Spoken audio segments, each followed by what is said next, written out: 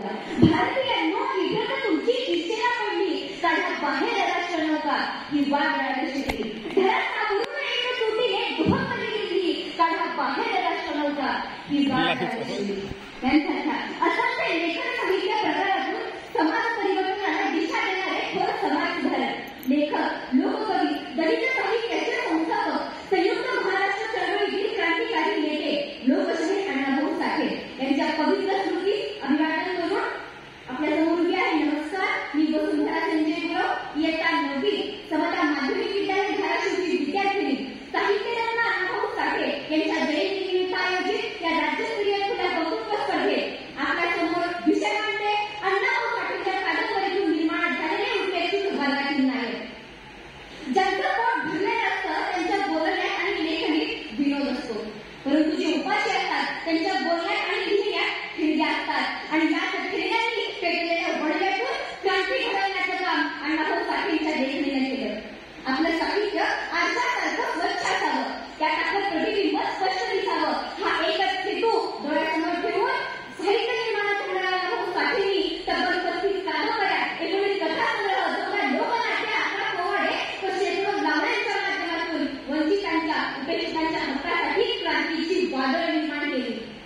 प्रतिभेला वास्तवाची जोड देऊन, कल्पनेला जीवनाचे पंख देऊन आणि अनुभूतीला सहानुभूतीची जोड देऊन साहित्य निर्माण करणाऱ्या अण्णाभाऊ साठेंची प्रत्येक कादंबरी साकारत गेली.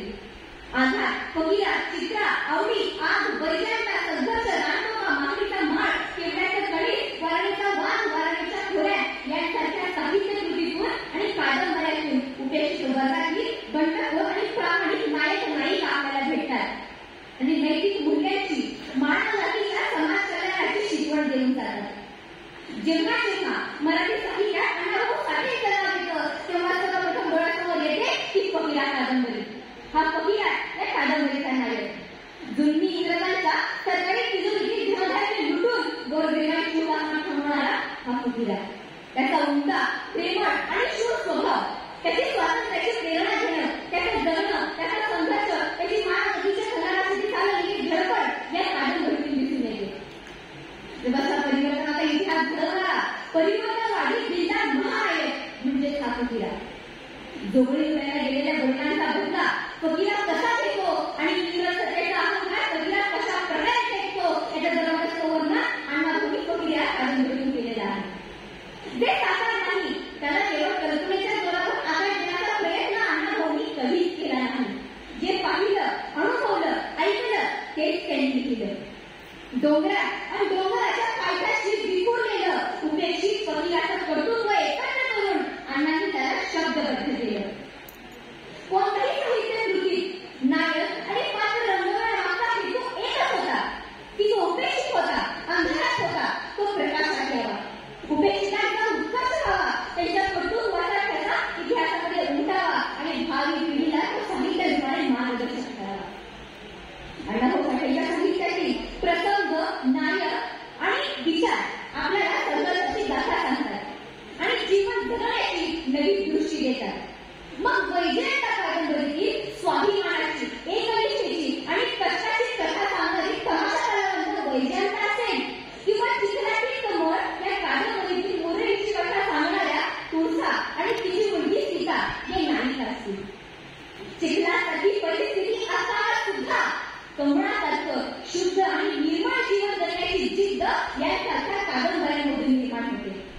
अगदी असाच संघर्ष कादंबरीचा नायक शंकर, गरीब आणि दलित कुटुंबातील मुलगा, त्याच्या जगण्यासाठीचा, शिक्षणासाठीचा संघर्ष, सामाजिक विषमता आणि जातीय भेदभाव यामुळे होणारे नुकसान यावर प्रकाश टाकणारी ही कादंबरी. तर ब्रिटिश राजवटीमध्ये सावकार व जमीनदारांकडून होणाऱ्या लोकांच्या पिळवणुकीविरुद्ध आवाज उठवणारा आणि लोकांना न्याय मिळवून देणारा सत्तू भोसले नावाचा नायक आपल्याला वारणेचा वाद या कादंबरीतून मिळतो. वास्तव, अनुभव आणि प्रतिभा असा त्रिवेणी संगम म्हणजे अण्णाभाऊ साठेंचे साहित्य. माझी महिला नावावर आहे म्हणत संयुक्त महाराष्ट्राची सर्व उभी करण्याचं सामर्थ्य त्यांच्या लेखणीमध्ये होतं. ये आजादी झूठी है, देश की जनता झूठी है हे निर्वाळ सत्य मांडण्याची आणि उपाशी स्वातंत्र्य नाकारण्याची हिंमत त्यांच्या शब्दांमध्ये होती. त्यांच्या साहित्याला वास्तवाचा रंग आणि मातीचा गंध येतो. सह्याद्रीचा राखटपणा आणि झुंजारपणा त्यांच्या साहित्याला आहे. तसाच इथल्या थंडीचा बोधरेपणा आणि गोधडीची उभही त्यात आहे. एवढंच नाही तर वादळाच्या खोऱ्यातील ओलावा आणि मुंबईचा दमटपणाही त्यात आहे. गरिबीला ज्यांनी लेखणीचं साधन बनवलं, संघर्षाला ज्यांनी कवितेत बदललं, वेदनेला ज्यांनी गाण्यात गायलं, असा असामान्य प्रतिभावंत म्हणजे लोकश्री अण्णाभाऊ साठे. त्यांचं कवी अशा गुटी घेऊन तयार झालेलं साहित्य साता समुद्रापार पोहोचलं. फक्त मराठीच नाही तर रशियन, ग्रीक, जर्मन